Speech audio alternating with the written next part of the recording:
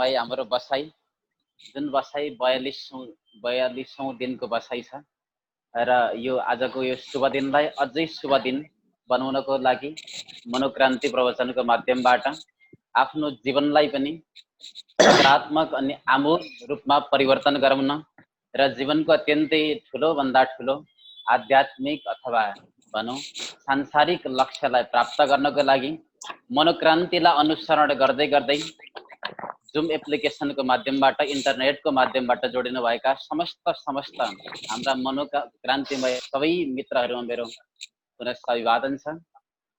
भागवतका दार्शनिक प्रवचनहरू, मनोक्रान्तिमय दर्शनहरू हामी गुरुदेवको मुखबाट सुन्दै सुन्दै आइरहेका छौँ र आजसम्म आउन सफल भएका छौँ र आजसम्म आउँदा त्यस्ता विभिन्न गहनतम ती सूत्रहरूको बारेमा हामीले थाहा पायौँ जो माइन्ड टेक्नोलोजीसँग सम्बद्ध थे, जो जीवन दर्शनसँग सम्बन्धित थे, जो मनोक्रान्तिमय थे र जो साक्षात जीवन जिउने कलाका रूपमा सूत्रको रूपमा जो भागवतमा प्रतिपादन गरिएका थिए र ती अस्पष्ट विषयहरू कतिपय स्पष्ट विषयहरू पनि हामीले गुरुदेवको माध्यमबाट आजसम्म सुनिरहेका छौँ र आजको पनि यस सुन्दर बसाइमा यस्तै जगजोर प्रवचन, यस्तै भागवतमय मनोक्रान्तिमय प्रवचन गर्नको निमित्त हाम्रो बीचमा श्रद्धेय योगी अनन्तानन्द हाम्रो श्रद्धेय गुरुदेव उपस्थित हुनुहुन्छ। जोरदार तालीद्वारा एकपटक सबैजनाले उहाँलाई वेलकम गरौँ अनि उहाँको यो दिव्य प्रवचनलाई हामी स्वीकार गर्नेछौँ।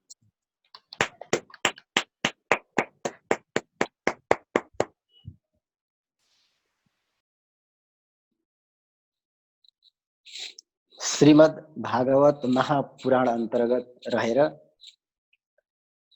विगत केही समयदेखि अनवरत रूपमा उपस्थित भएर आफ्नो जीवनलाई र आफ्नो जगतलाई धन्य बनाउने प्रयत्नमा लागिरहनु भएका सम्पूर्ण मित्रहरू, प्रवचन सुरु भइसकेपछि पनि डिस्टर्बेन्स गर्ने महान आत्माहरू, महान मित्रहरू, सबैलाई राम्रो प्रदर्शन गर्नुहुनेलाई पनि र नराम्रो प्रदर्शन गर्नुहुनेहरूलाई पनि सबैलाई म स्वागत गर्दै कार्यक्रममा म प्रवेश गर्दैछु। विषय वस्तुमा म छिर्दैछु। गएका प्रवचनमा म जड भरत प्रसङ्ग अथवा भरत चरित्र अथवा जीवनको सर्वोत्तम अवस्थाको व्याख्या गर्दै थिए। जीवनमा ब्राह्मण भएर जन्मिनुको मतलब पनि त्यही हो जुन जड भरतले गर्नुभयो। जीवनमा ब्राह्मण भएर ब्राह्मण कुलमा जन्मिनुको मकसद पनि, कारण पनि, अर्थ पनि सबै थोक त्यही हो। के हो भन्दाखेरि जुन जड भरतले प्रदर्शन गर्नुभयो, जुन जड भरतले दिनुभयो। नम्बर 1 मा ब्रह्म साक्षात्कार गर्नै पर्छ, नत्र भने ब्राह्मण भएको के हो भन्न त ब्रह्म साक्षात्कार भइसकेपछि ब्राह्मण भनिने हो। तर पनि हामी चाहिँ ब्रह्म साक्षात्कार हुनु परेन, कुलमा जन्मेका हुल भएकाले गर्दाखेरि ब्राह्मण भइयो। अब अहिले चाहिँ कुलमा जन्मेर हुलुलुलुलुलु हल्याला जन्माएर निकालेपछि त्यो ब्राह्मण भइगयो। अहिले चाहिँ त्यसलाई चाहिँ ज्ञान, ध्यान, बुद्धि, विवेक चाहिँ अब पछि आर्जन गर्ने कुरा भयो।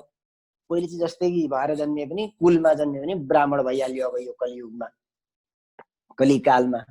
त्यसैले गर्दा जड भरतले श्रीमद् भागवत महापुराणको माध्यमद्वारा के अर्थ दिँदै हुनुहुन्छ, के सन्देश दिँदै हुनुहुन्छ भने यदि तपाईहरू पनि ब्राह्मण कुलमा जन्मिनु भएको छ भने म जस्तो पटक पटक पतन चाहिँ नहुनु, सांसारिक वस्तुमा आसक्त चाहिँ नहुनु। तपाईहरू सबै कुरा मैदेखि सिक्नुहोस्।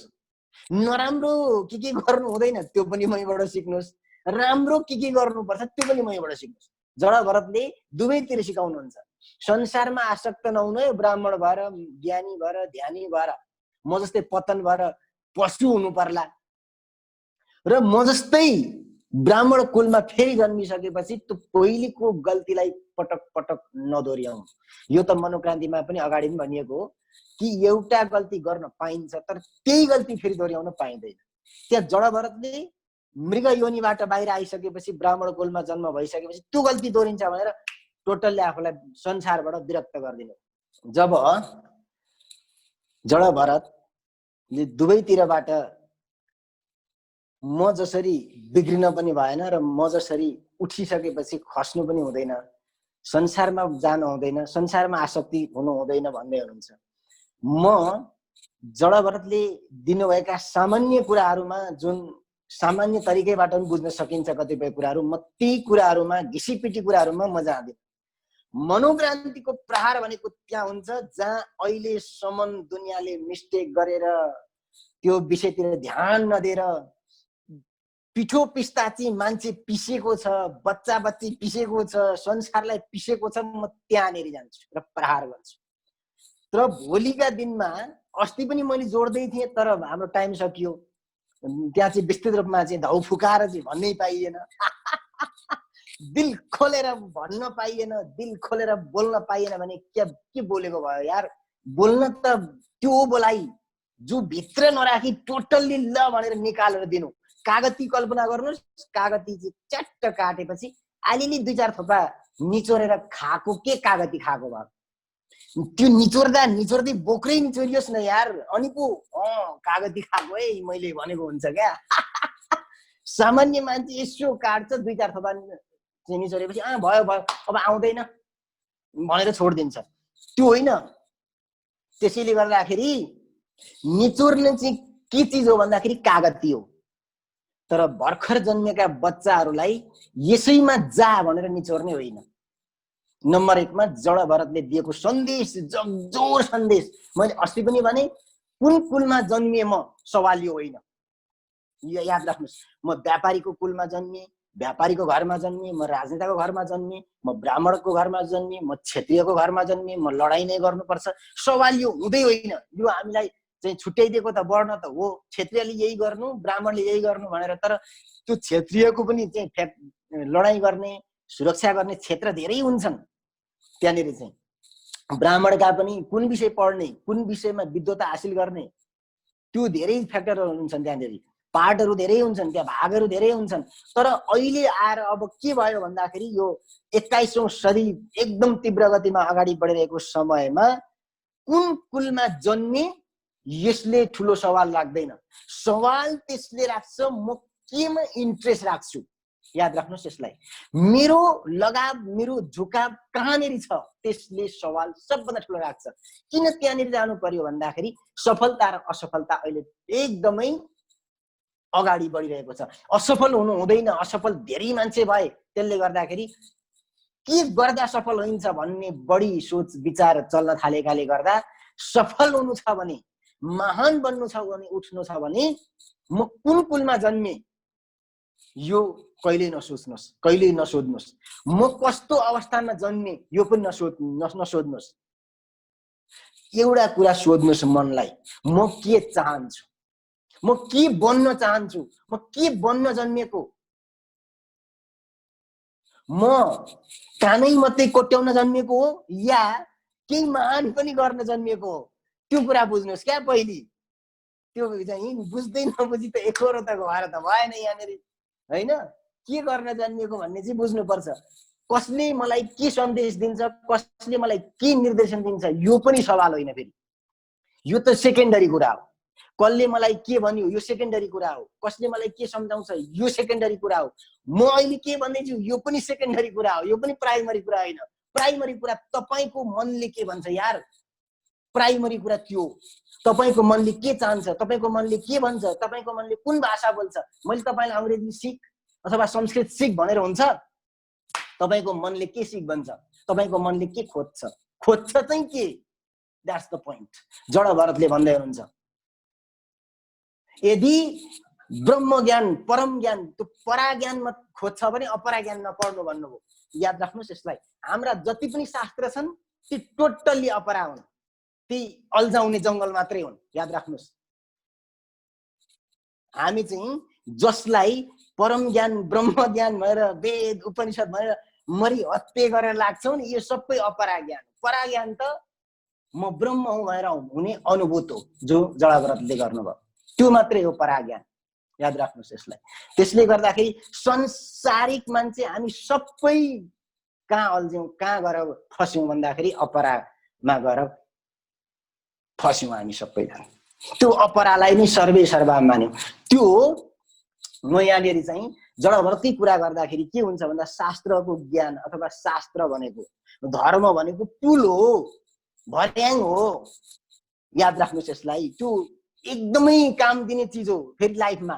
अपरा भनिसक्दाखेरि खाँकेरै फ्याँकिहाल्नु पर्ने छ त्यो भनेको होइन। फेरि त्यसलाई सदुपयोग गर्ने, त्यसलाई छट्ट छोड्ने, याद राख्नुहोस् यसलाई।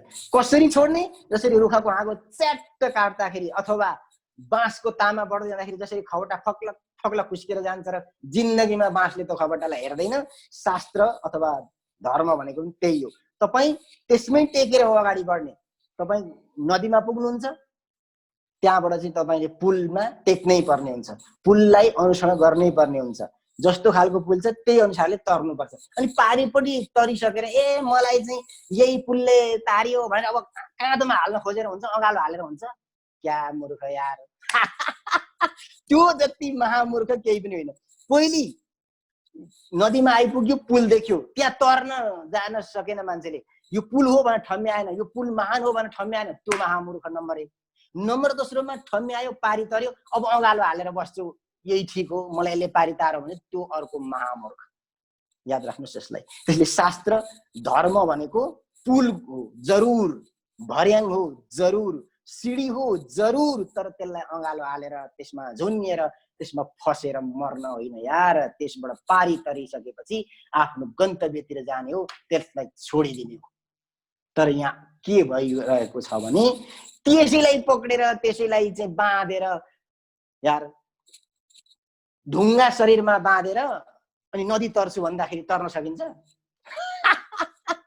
विचार गर्नुहोस् त। ढुङ्गा चट्टान होइन घर बनाउन मिल्छ भनेर, यो त घर बनाउन सहयोग गर्छ नि, यसले मेरो त वासस्थान बनाउन सहयोग गर्यो भनेर चट्टान ढुङ्गा चाहिँ शरीरमा बाँधेर नदी तर्दाखेरि पनि म छोड्दिनँ भनेर नदीमा गयो भने के हुन्छ? डुबेर मर्दैन? जडाव्रतले भन्दै हुन्छ कान खोल्नुहोस्, आँखा खोल्नुहोस्। कान र आँखा खोलेर मात्रै पुग्दैन भन्नुहुन्छ जडाव्रतजी, दिल र दिमाग खोल्नुहोस्। तपाईँ कहाँ जाँदै हुनुहुन्छ, कुन अवस्थामा हुनुहुन्छ? मैले अस्ति पनि भने लक्ष्य निर्माण गरेर मात्रै हुँदैन, कक्ष पनि चाहिन्छ। कक्ष भएन भने हेरेको हेरै पतनमा जान्छ मान्छे, लक्ष्य मात्रै भएर पनि हुँदैन। जडाव्रतजी भन्नुहुन्छ कहाँ जाने, कहाँ हुनुहुन्छ? तपाईलाई नचाहिने अनावश्यक कुरामा नफस्नुहोस्। नजाने गाउँको बाटै नसोध्नु भन्ने नेपाली आहान छ नि, कहावत छ नि, त्यो जानै छैन भने हामी त कोट्टै सोध्छौँ नि। अझै अलिकति पढाइ लेखेका 2-4 जना विद्वान भेला भइयो भने उसले कति जाने छ। तपाईँ के पढ्नुभयो, कहाँ पढ्नुभयो, क्या यसले कुनै अर्थ तपाईँको लाइफमा राख्दैन उठ्नका लागि? यो विचार गर्नुहोस्। उसले के पढ्यो यो सवाल होइन, मैले पनि के पढेँ सवाल सबभन्दा ठुलो कुरा यो हो। उसले त्यो पढेर के बुझ्यो यो सवाल होइन, तपाईँले त्यो पढेर के बुझ्नुभयो सवाल त्यो हो। र तपाईँले त्यसरी पढ्नुभयो, त्यसरी अगाडि बढ्नुभयो, तपाईँलाई लाभ गर्यो, भोलि अरूलाई लाभ, टोटल्ली सम्पूर्ण लाभ नगर्न पनि सक्छ। त्यहाँ पनि अतिवादमा जानु हुँदैन। त्यसैले मनोक्रान्तिले कहिल्यै पनि अतिवादलाई चाहिँ शिरोधार्य नगर्नु, शास्त्र अध्ययन दिग्गज रूपमा गर्नु, तर त्यहाँ अल्झेर नमर्नु, अतिवादमा नजानु, नफस्नु भन्ने धारणा छ। अब म यहाँ जडाव्रतजीको कहानी प्रसङ्ग जुन 4 महिनासम्म पनि शास्त्र र गायत्री मन्त्र पढाउँदा पिताजीले रटाउँदा घोकाउँदा उहाँलाई याद भएन। योबाट बुझ्नुपर्छ कि के गर्न जन्मिएको त्यहाँ जानुपर्छ। त्यो गर्न नजन्मेको कुरामा मलाई अभिभावकले भन्यो, मलाई फल्नाले भन्यो, मलाई ढिकानाले भन्यो, उ त महान व्यक्ति भनेर त्यहाँ फस्न हुँदैन। तपाईँको भित्री आन्तर आत्माले के चाहन्छ, के खोज्छ, त्यो गरियो भने सबभन्दा छिटो छट्टसँगले अगाडि बढ्न सजिलो हुन्छ। अब जडाव्रतजी अगाडि बढ्नुहुन्छ। उहाँ चाहिँ पुरै जड, नामै जड। अनि भरत त छँदै थियो, जड भनेर राखिदिए। यो महामूर्ख हो, यो पागल हो, यो अब यसको कामै छैन यो संसारमा, त्यसलाई छोडिदिए।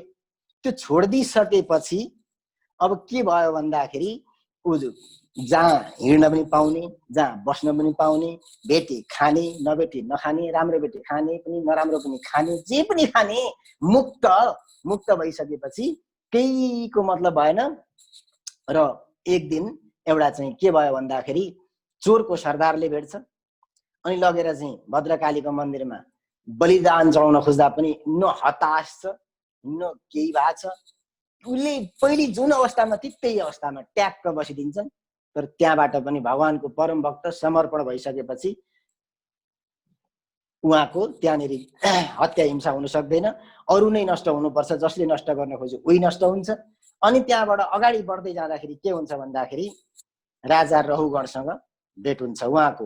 रहुगणको पाल्की बोक्ने मान्छे चाहिँ बिरामी भए, अब केही भए, एउटा कारण जे भए पनि भए, बहाना हुनुपर्ने थियो, भेट हुनुपर्ने थियो रहुगणसँग, र त्यो रहस्य खोल्नु थियो, जीवनको रहस्य। अब त्यहाँ रहुगणसँग भेटिसकेपछि जुन प्रसङ्गमा रहुगणले प्रश्न गरे, जुन जडभरतले भने, यी प्रसङ्गहरू जति पनि छन् त्यो लगभग नर्मल रूपमा, सामान्य रूपमा अध्यात्ममा प्रवेश गरिसकेका लगभग सबैलाई कख ग जस्तो कुरा हो। त्यो त्यहाँ जुन भनिएको छ, शरीर ठुलो कुरो होइन, आत्मा ठुलो कुरो हो, म शरीरसँग सम्बन्ध धेरै राख्दिनँ, म आत्मासँग सम्बन्धित, म आत्मा हुँ भनेर जुन कुरा गर्नुहुन्छ यो त्यति ठुलो कुरो होइन, यो कख ग भयो अध्यात्मको। तर मान्छेले नबुझ्ने एउटा कुरा त्यहाँनिर घटेको छ, अलिक गौण रूपमा छ, त्यो मान्छेले त्यति ध्यान दिँदैन त्यहाँनिर। जब जडभरतले पाल्की हल्लाउनुहुन्छ अनि 2-4 चोटि वार्निङ दिइसकेपछि रहुगणले, रहुगण भनेको अभिमान अहङ्कारको प्रतीक हुन्, तर अहङ्कार र अभिमान पनि यस्तो खालको हो, त्यो धेरै कठोर खालको चाहिँ होइन। फेरि त्यो रावणको जस्तो, त्यो कंसको जस्तो अहङ्कार र अभिमान होइन रहुगणको। रहुगणको भनेको सफ्ट खालकै अभिमान, सफ्ट खालको घमण्ड। घमण्ड चाहिँ हो, अहङ्कार चाहिँ हो, अभिमान चाहिँ हो, तर सफ्ट खालको। अब त्यहाँ 2-4 चोटि वार्निङ दिँदा पनि जडभरत त अब पशु पंक्षी कुनै कीट पतङ्गको पनि हत्या नगर्ने मान्छे, 2-4 हात चाहिँ फड्को मारेर चाहिँ उफ्रिएर कुद्नुहुन्छ, पाल्की बोक्या छ। अनि त्यसै जडभरत नाम दिएको पनि होइन, नाम अनुसारको काम पनि अलिअलि त गर्नै पर्यो यार, टोटल्ली नगरे पनि। अब नाम दिइहाले जडभरत, अब अलिअलि त पागल जस्तो पनि देखाउनु पर्यो। मैले अस्ति पनि भने तपाईँलाई, जबसम्म तपाईँलाई पागलको संज्ञा लाग्दैन तबसम्म कसैले लछार पाटो लाउँदैन लाइफमा, यो पागल हो। त्यसैले मनोक्रान्तिमा जाने प्राय साधकहरूको सम्भावना अलिक बढी हुन्छ उठ्ने, किन भन्दा बढी हाँस्छन्, हाँसिसक्दाखेरि दुनियाँले के भन्छ, यो पागलहरू हुन्। अब पागलको संज्ञा पाएपछि अब राइट ठाउँमा छु भन्ने कुरा बुझ्नु पर्यो, किन भन्दा डिस्टर्बेन्स धेरै हुँदैन क्या अब दुनियाँबाट। त्यो पागलहरूको समूह त्यो बेकारमा हाँस्छन्, त्यसलाई धेरै नचला भन्छन्। अब उसले आफ्नो लक्ष्यमा फोकस गर्न पायो। त्यसले गर्दाखेरि जडभरत 3-4 हात उफ्रिँदै राजाको 2-4 चोटि टाउको चाहिँ ठोकाइसकेपछि अब के हुन्छ अगाडि बढ्दाखेरि भने रहुगणले अन्तिम प्रहार अहङ्कार अभिमान सहित उस जडभरतलाई व्यङ्ग्य बाण, गाली बाण, जे भने पनि बाण प्रहार गर्छ। बाघ बाण प्रहार गरिसकेपछि अब बोल्दै नबोल्नु भन्दा पनि जडभरतले विचार गर्नुहुन्छ, सन्त एउटा ब्राह्मणको चाहिँ, एउटा ब्रह्मको भक्त, परमात्माको भक्तको अपमान गरेको कारणले गर्दा यसलाई चाहिँ दोष लाग्छ। अनि यो दोषले गर्दाखेरि त यो फेरि सफ्ट खालको मात्रै अहङ्कारी हो, जिज्ञासु हो मान्छे। फेरि हाम्रो रहुगण भनेको जिज्ञासु व्यक्ति हो। यो शब्द बडो ख्याल राख्नुहोस्, जिज्ञासु हो। ऊ गुरुको सेवा गर्थ्यो, सम्मान गर्थ्यो, ऊ ब्रह्म ज्ञानका लागि भट्किरहेको थियो, यताउता खोज्नु कहाँ पाइन्छ ब्रह्म ज्ञान, ब्रह्म भनेको के हो, ब्रह्म साक्षात्कार कसरी हुन्छ भन्ने कुरा उसको जिज्ञासाको विषय थियो। त्यो भएका कारणले गर्दाखेरि के छ त भन्दाखेरि यतापट्टि जडभरतजीले सोच्नुहुन्छ, यो स्टेपको मान्छेले यसरी मलाई गाली गरेपछि, मेरो बेइज्जत गरेपछि, अपमान गरेपछि, तिरस्कार गरेपछि यतिकै छोड्यो भने यसलाई दोष लाग्छ र यसलाई दोषी छोड्नु, यो स्टेजको मान्छेलाई दोषी छोड्नु हुँदैन। हो, रावण जस्ता, कुम्भकर्ण जस्ता होइन, घटोत्कच जस्ता दिग्गज छन् नि, जसलाई जहाँको त्यही छोडिदिनु पर्ने, अझै पाप बढाउनु पर्ने खालका, तिनीहरूलाई चाहिँ अझै पाप बढाइन्छ। त्यहाँ नारद आएर पाप बढाउन लाउनुहुन्छ, त्यहाँ होइन कोही न कोही काहीँ न काहीँबाट चाहिँ पापको घडा भर्नतिर लाग्छन्। तर यहाँ रहुगणको अझै पाप भर्दा हुन्थ्यो नि यसलाई पनि। तर यो जिज्ञासु, याद राख्नुहोस्, जीवन र दर्शनमा जिज्ञासु भएको व्यक्तिलाई महापुरुषले पनि छोड्न मिल्दैन। त्यसको चाहिँ पार लाउने, त्यसको सिस्टम, त्यसलाई उठ्ने सिस्टम दिनै पर्छ, सूत्र दिनै पर्छ। त्यसैले महात्माहरूको गुरुहरूको यो दुईटा चरित्र देखिन्छ। कहीँ कहीँ गएर एउटा साह्रै क्रूर व्यवहार गर्छन्, कहीँ कहीँ त्यही स्टेपको व्यक्तिसँग भेट्दाखेरि साह्रै राम्रो व्यवहार गर्छन्। किन भन्दाखेरि भित्री कुरो बुझिन्छ नि त। जब गुरुले भित्र कुरो बुझिसकेपछि जिज्ञासु अनि गुरुहरूको सम्मान गर्ने अनि त्यहाँबाट चाहिँ सेवा गर्ने भएकाले गर्दा, सेवाभाव भएकाले गर्दाखेरि यसलाई यहाँ छोड्न मिल्दैन भनेर चाहिँ जब जड भरतले भन्नुहुन्छ कि तपाईले भनेको कुरा सही हो, म आत्मा हो शरीर होइन भनेर जुन ब्रह्म ज्ञानको बारेमा बोल्नुहुन्छ, बोलिसकेर छोडिसकेपछि त्यहाँ एउटा अझै मैले भन्न खोजेको कुरो आएकै छैन। जुन आइरहेको कुरो हो त्यो भन्न खोजेकै होइन। भन्न पर्ने कुरो आएकै छैन। जुन भनिरहेको कुरो त्यो भन्न खोजेको कुरै होइन क्या। भन्न खोजेको कुरो अगाडि आउँदैछ। त्यो भनिसकेपछि जब रहुगणले पालकीमा सुन्छ, ओहो सरर उसको चाहिँ शारीरिक र मानसिक तरङ्ग परिवर्तन हुन्छ क्या। मानसिक तरङ्गले जुन जडभरतको मुखारविन्दबाट निस्केका ब्रह्म ज्ञानका शब्दहरूले एक एक सकारात्मक तरङ्ग उत्पन्न गरेर रहुगणलाई टच गरेपछि टोटल्ली डिफरेन्स फिलिङ गर्छ रहुगणले। याद राख्नुहोस् यसलाई। त्यसैले गुरु कसरी चिनिन्छ त भन्दाखेरि जब तपाईलाई उसका कुरा सुन्दा, उसले बोलेका कुराहरू तपाईँ हाम्रो कर्णपुटमा प्रवेश गर्दा, मनमस्तिष्कमा ठोक्किँदाखेरि केही न केही बेग्लै फिलिङ्स हुन्छ भने हि इज अ गुरु, उहाँ गुरु हुनुहुन्छ।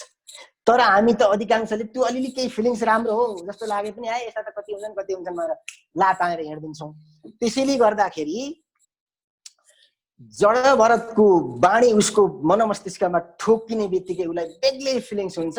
तत्काल रहुगण तत्काल पाल्कीबाट साँच्चै भन्यो भने हाम फालेर ओर्लिन्छन्। त्यहाँ रोक्न पनि लाउँदैन उनले वास्तवमा, होइन भागवतमा त रोकेरै ओर्लेको भनेर लेखिया होला, त्यसरी बुझिन्छ होला। तर ऊ अनकन्ट्रोल हुन्छ। याद राख्नुहोस् यसलाई। साइकोलोजीमा जब सबकन्सियस माइन्ड तरङ्गित हुन्छ तत्काल व्यक्ति अनकन्ट्रोल हुन्छ। अनकन्ट्रोल भइसकेपछि उसले जे पनि असम्भव लाग्ने काम सबै गर्न सक्छ। उसले यतिसम्म गर्न सक्छ कि अहिलेसम्म अहङ्कार र अभिमानले छडिएको शिर, सगरमाथा को उचाइमा पुगेको अहिले शिर अहिले तत्काल सबकन्सियस माइन्ड भित्र उसको तरङ्गित भयो नि त। अब गुरु ज्ञानले त तरङ्गित भएपछि त्यो अभिमान एकैछिनमा पैताला मन छ्याक राखिदिन्छ, हाम फाल्छ माथिबाट। रहुगण गुरु, हे महाप्रभु, हे परमात्मा तपाईँ को हुनुहुन्छ भनेर छ्याप पाउ पक्रिन्छ। क्यान यु इमेजिन त्यत्रो राजा पाल्की बोकाएर हिँडिरहेको ठाँटमा है दण्ड दिन्छु तँलाई अहिले म दण्ड दिन्छु, चखाउँछु अनि थाहा पाउँछस्, राम्रोसँगले हिँड्दैनस्, खान नपाएको जस्तो छस्, अहो साह्रै लुते जस्तो छस्, एक्लै पाल्की बोकेर आएको भनेर चाहिँ त्यत्रो व्यङ्ग्य बाण हानेको, राजदण्ड उठाएर म दण्ड दिन्छु तँलाई भन्दै चाहिँ फुवा गरेको मान्छे अहिले सबकन्सियस माइन्डमा सुतेर रहेको ज्ञानमा गएर हाम्रो जडभरतजीको ब्रह्म ज्ञानीको एक एक शब्दले छोएता उसको पनि त्यो भित्रको हलनचलन त भइरहेको थियो। ऊ पनि खोजिरहेको थियो अन्तर्ज्ञान जागृत गर्न। ठ्याक्क गरेर सुन्दाखेरि तत्काल चरणमा पुग्छ एकैपटक। हो त्यहाँ शब्द आउँछ। अघि रहुगण जिज्ञासु भन्ने छ। जिज्ञासु जो हुन्छ त्यो मान्छे उड्छ। अनजिज्ञासु, जिज्ञासा नभएको, प्रश्न नभएको, सवाल नभएको, यो केही नभएको, त्यो जोसँग जिज्ञासा छैन, सवाल छैन, कौतूहलता छैन, उत्सुकता छैन, त्यो केही नभएको मानव शरीर हेर्दा सेप देखिन्छ, आकार प्रकार मानव शरीरकै हुन्छ जरुर, तर उसको पशुत्व हुन्छ। ऊ पशुत्वबाट कहिल्यै बाहिर आउन सक्दैन। नम्बर 1 मा सफल बन्नको लागि, साधनामा, जीवनमा, सफलतामा कहीँ पनि अगाडि बढ्नको लागि नम्बर 1 मा मैले अस्ति पनि भने परीक्षितको प्रश्नबाट सुरुवात हुन्छ। महापुराण 18 पुराण प्रश्नबाट निर्माण भएका हुने एन्सर अनि आउँदा त्यसरी नै यहाँ जडभरत अगाडि अथवा गुरुका अगाडि रहुगण के थिए भन्दा जिज्ञासु थिए। उत्सुकता थियो उनमा, कौतूहलता थियो, क्युरियोसिटी थियो क्या। अनि मात्रै सफल हुन सम्भव भएको। हामीमा हुँदैन। याद राख्नुहोस् यसलाई। अधिकांश मान्छेमा क्युरियोसिटी हुँदैन, उत्सुकता हुँदैन, जिज्ञासु नै हुँदैन। फेरि के गर्ने यार, उसले यसो भन्छ, त्यसले त्यसो भन्छ, हल्लिरहेको हुन्छ। उतै यता एक थो भन्दा त्यतै जान खोज्छ, उसले उता भन्दा उतै जान खोज्छ। त्यसले गर्दाखेरि जिज्ञासु दृढ भएर चाहिँ जिज्ञासु भएका कारणले गर्दा अब जब उसले जब भरतजीको चरणमा आफूलाई के गर्छन् भन्दा समर्पण, अध्यात्म शास्त्र पढेर नहीं आत्मा बहुश्रुते न लब्ध भनेको छ शास्त्रमा। आत्मालाई धेरै धेरै प्रवचन सुनेर जगाउन, उठाउन, साक्षात्कार गर्न सकिने कुरै होइन। आत्मा साक्षात्कार ब्रह्म ज्ञान केबाट हुन्छ त भन्दाखेरि त्यहाँ रौगणले के गरे? समर्पण। विचार गर्नुहोस्, याद राख्नुहोस्, सारै जीवनको अध्यात्मको सबैभन्दा ठुलो सन्देश, सूत्र, हाइवे, रोड के भन्नुहुन्छ? त्यो हो भनेको एक शब्दमा हुन्छ समर्पण। अब त्यस्ता महापुरुष 101 हाम्रै भागवतभित्र छन्। याद राख्नुहोस् यसलाई। विदुरजीलाई हेर्नुहोस्, ऊ शास्त्रज्ञ होइनन्, ऊ वेदज्ञ होइनन्, समर्पण थियो। सबरीलाई हेर्नुहोस्, ऊ के हुन्? पिएचडी होल्डर हुन्, ऋग्वेदमा पिएचडी गरे हो। हाम्रो रामानन्द गिरी गुरुले गरे जस्तो पिएचडी गरे हो होइन। के हो? समर्पण। हनुमानजीमा हेर्नुहोस्, कुन विश्वविद्यालयको विद्यावारिधि थियो हनुमानजीसँग? के थियो? समर्पण होइन। धर्मको मूल धर्म भनेको के हो? अध्यात्म भनेको के हो? समर्पण हो, अरू केही पनि होइन। कति समर्पण गर्न सक्नुहुन्छ, चाहे त्यो गुरुको रूपमा भन्नुहोस् या परमात्माको अगाडि। कसको अगाडि? गुरु र परमात्मा दुवै एउटै हुन्। कसको अगाडि? तपाईँलाई गुरुको अगाडि गर्न सजिलो छ भने गुरुमा गर्नु समर्पण। होइन, तपाईँलाई गुरुमा चाहिँ त्यत्रो चाहिँ छैन आशा भरोसा विश्वास भने ठिक छ, परमात्मामा गर्नुहोस्, तर गर्नुहोस्, तर गर्नुपर्छ के? समर्पण। याद राख्नुहोस्, समर्पण जबसम्म गरिँदैन तबसम्म मान्छे उड्दैन। मैले अघि भने अब अगाडि जान्छ कि यो समर्पणको कुरा अलिकति हामीले बुझ्नुपर्छ। एकजना व्यक्ति समर्पण भनेको के हो? शास्त्र समाएर 2-4 श्लोक पढ्दैमा हामीले शास्त्र पढेको ठरिँदैन। यो केवल हामी त्यहाँ अल्झेको मात्रै ठरिन्छ, त्यहाँबाट हामी अगाडि जान सक्दैनौँ। एकजना व्यक्ति रातको समयमा मोमबत्ती जलाएर पढ्दै थिए, शास्त्रै अध्ययन गर्दै थिए। मोमबत्ती जलाएर शास्त्र अध्ययन गर्दै थिए। अनि त्यहाँबाट पढ्दै गए, अध्ययन गर्दै गए, स्वाध्याय अगाडि बढ्दै गयो। अनि एउटा पिरियडमा पुगेपछि त अब त्यो समाप्त हुन्छ पढ्ने काल। अनि त्यहाँबाट मोमबत्ती निभाउनुहुन्छ। मोमबत्ती निभाइसक्दाखेरि त्यहाँबाट विचित्रको घटना घट्छ यार। विचित्रको घटना घट्छ। जब मोमबत्ती निभाइन्छ तत्काल के हुन्छ भन्दाखेरि चन्द्रमाको प्रकाश झल्लल्ल रुमभित्र आउँछ क्या, कोठामा आउँछ। केटा हेरी राँगाले छाँगा देखे जस्तो हुन्छ क्या। अर्को शब्दमा भन्नुपर्दा राँगाले छाँगा देख्यो भने हेरी गर्छ अरे क्या। त्यस्तै त्यो केटाले जब मोमबत्ती निभाउनु भयो, झल्लल्ल चन्द्रमाको चाहिँ प्रकाश भित्र आउँदा वाउ, अघि चाहिँ मोमबत्ती बालेर तेरो बाउ भएर छु, अहिले चाहिँ मैले वाउ देखेँ भनेर चाहिँ छक्क पर्छ क्या केटा। के भयो होला यो, अघि किन थिएन होला, अहिले किन छ होला भनेर वा एकदम आश्चर्यमा पर्छ। विचार गर्नुपर्छ, याद राख्नुपर्छ, हामीले यहाँबाट गम्भीर बुझ्नुपर्छ। मैले यो भन्दाखेरि एउटा कुरा के नबुझ्नु भने शास्त्रको विरोध गरेको भनेर। माइन्डको संरचना नबुझेसम्म अध्यात्मका पनि धेरै कुरा, शरीरको संरचना भौतिक संरचना नबुझेसम्म अध्यात्मका केही पनि कुरा बुझ्नु। भौतिक कुरा नै राम्ररी बुझेको छैन भने अध्यात्म कसरी बुझ्छ मान्छेले? भएको डल्लो त बुझेको छैन भने नभएको डल्लो के बुझ्नु? नभएको डल्लो खल्लो नखल्लो हुन्छ। भएकै कुरा बुझिरहेको हुँदैन यार। यहाँ खोपडी छ, यो कति पाउन्डको छ, यसको क्यापासिटी कति छ, यसले कसरी काम गर्छै थाहा छैन। भएको भौतिक हो यो डल्लो, मस्तिष्क त भौतिक हो, ब्रेन त त्यही थाहा छैन भने त्यो हुँदै नभएको, देख्दै नदेखेको आत्मा परमात्मा कसरी विश्वास गर्ने, कसरी बुझ्ने? त्यो त जटिल छ। त्यसैले परम्परागत गुरुहरूले यसरी नै मात्रै व्याख्या गर्ने, जुन जडभरतले व्याख्या गर्नुभयो त्यसरी नै मात्रै व्याख्या गर्ने। त्यसैले भगवान श्रीकृष्णलाई दुनियाँको वर्ल्डको, उहाँ त अब परमात्मा साक्षात परमात्मा हुनुहुन्छ, त्यो त छँदैछ। उहाँलाई फेरि माइनस गरे जस्तो लाग्छ कति मान्छेहरूलाई, व्यक्तिहरूलाई यो भन्दा होला। तर दुनियाँको वर्ल्डको नम्बर 1 साइकोलोजिस्ट हुनुहुन्छ भगवान श्रीकृष्ण। तपाईँ हामीले त्यो गीता गीता भन्दाखेरि शास्त्र भन्छौँ नि, पूजा गर्ने खालको शास्त्र भन्छौँ नि, नौ, पूजा गर्ने खालको शास्त्र होइन गीता, बुझ्ने खालको शास्त्र हो पहिलो नम्बरमा।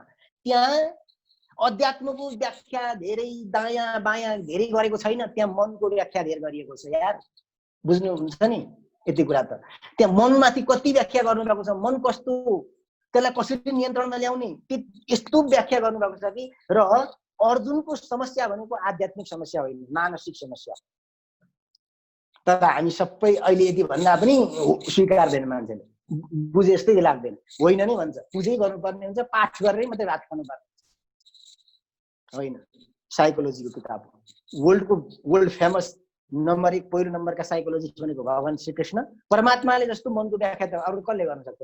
फ्राइड आओस् कि काल गुस्ताख हुन्, जोसुकै हुन्, यहाँ मतलब भएन। सेकेन्ड स्टेपका हुन्, धेरै तलका हुन् उनीहरू भनेका। तर भगवान कृष्णले मन के हो, चञ्चल हुन्छ, त्यसलाई कसरी नियन्त्रण गर्ने? अनि यहाँ मेरा तेरा भन्ने छ नि, यो के हो? यो सबै मान्यता हो केटा, मान्यता हो। यिनीहरू मरिसकेका हुन्, यिनीहरू जिउँदा देखिन्छन्, यो सबै मान्यता। तिमीले जिउँदा छन् भन्दा जिउँदा भएका, यिनीहरू कहिले मरिसके। त्यसैले नरेशजी, माइन्डको संरचना पहिलो नम्बरमा बुझ्नुपर्छ। कन्सियस, सबकन्सियस र सुपर कन्सियस माइन्ड छ। हामी चट्ट एकछिन कल्पना गरौँ, हाम्रो मनोक्रान्तिमा फायर वाक, सिसा डान्स भनेर हुन्छ। अब आगोले पोल्दैन, सिसाले खुट्टा काट्दैन। दुःख र सुखको कुरा त धेरै टाढाको कुरा हो। यही अगाडि सयौं मान्छे हामी बसेर हेरेको, हामीले पनि त्यहीँनिर हामी लाइनबद्ध लागेर हामी हेर्छौँ। त्यही एकजना मान्छे, 4-5 जना साधकहरू बस्नुहुन्छ। गुरुदेवले सबकन्सियस कन्सियस माइन्डबाट चाहिँ विरत गराउँदै गराउँदै गराउँदै सबकन्सियस माइन्डमा, टोटल्ली सबकन्सियस माइन्डमा पुर्याउनुहुन्छ र छोडिदिनुहुन्छ। आगोमा नाच्छ, झ्यामझुम आगो जर जर बल्दै गरेको चाहिँ एक मान्छेसम्म ज्वालो उठेर गइरहेको ज्वालोले मान्छेलाई छुँदैन। छुँदा त डढिहाल्छ नि, ठोका उठिहाल्छ नि, छुँदैन। कुरो कहाँनिर भयो भन्दाखेरि कन्सियस माइन्डले असम्भव देखेको कुरा सबकन्सियस माइन्डले चुड्किन गर्न सक्छ।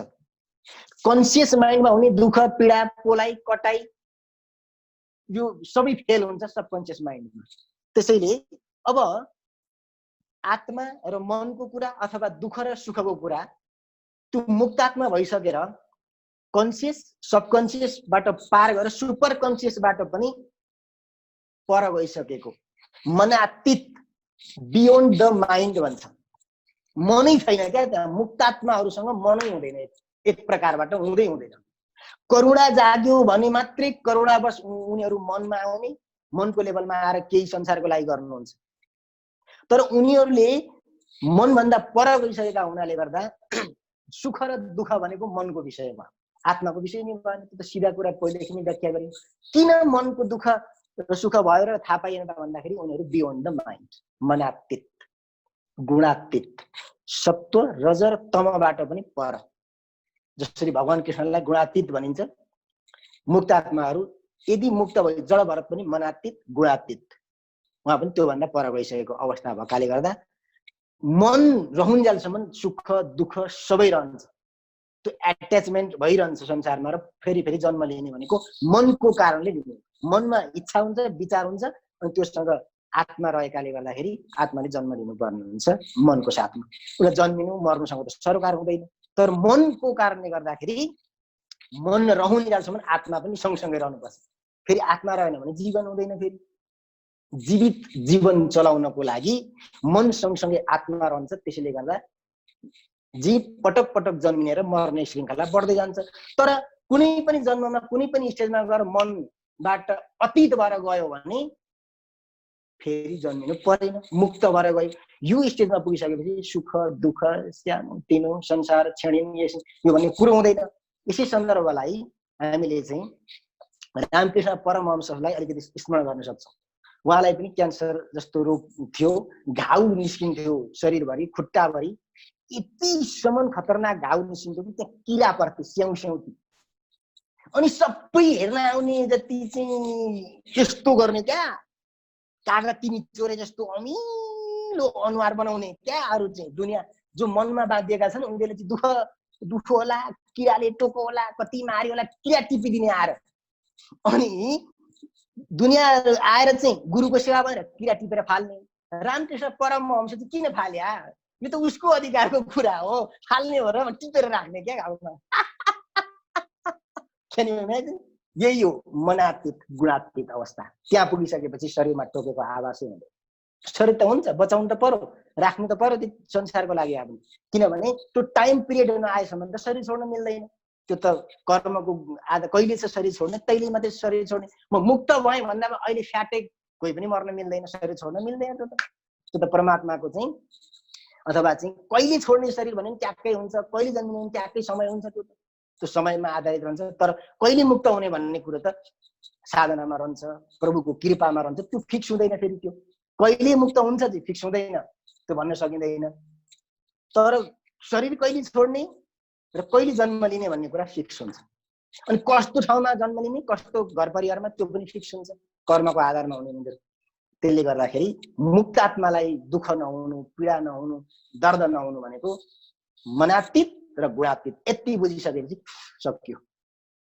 यदि बुझेन भने क्रस क्वेसन।